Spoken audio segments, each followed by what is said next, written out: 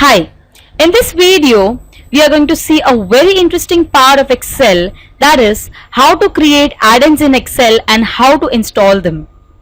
An Excel add-in is a file usually with an .xla or .xll extension that Excel can load when it starts up. The file contains code that adds additional functionality to the Excel, usually in the form of new functions. Add-ins provide an excellent way of increasing the power of Excel, and they are the ideal vehicle for distributing your custom functions. Excel is already shipped with a variety of add-ins. This video shows you how to write the custom functions using Excel VBA and how to save and install it as an add-in. So let's start with the demo here. I'll go to the Developer tab, Visual Basic. I'll insert a module here. Firstly, we will create a function here. Now here we have a function for you, that is, we will be calculating the area. I'll close this out. I'll save this file on the desktop. I'll try saving it on the desktop with the name, say, area add-in. Remember, whenever you save any add-in file, you have to save it with the extension as Excel add-in. Now if you see here, the following breadcrumbs show you what is the default location of the add-in. The default location of the add-in is the app data of your username, roaming profile. Within the roaming profile you have a Microsoft folder. Under Microsoft folder you have an add-in subfolder in which the file will be stored. So this is a default location where all your add-ins are saved. I'll save it.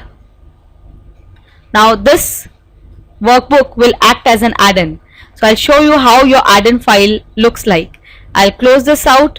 No need to save this workbook since we only want to save the add-in. I'll go to my computers here. I'll expand this. We'll go to the C drive, the users folder. Right now my users folder is Yoda Learning. I'll go to the app data. This folder will be enabled only when your hidden folders are viewed. Go to the roaming profile. Under roaming profile you have a Microsoft subfolder. Under Microsoft subfolder we have add-ins. If you see here, this is the iconic structure of your add-in. Now I'll close this out. I'll go to the Excel. Here I want to use the function that is area. Do I get the area function? No, I'm not getting. I'm getting areas. So how will I install this add-in? I will go to Files tab, go to the options. In the options in the left pane you have couple of options given over here. Go to the add-ins and then try locating your file with the add-in name area add-in. So can you locate this?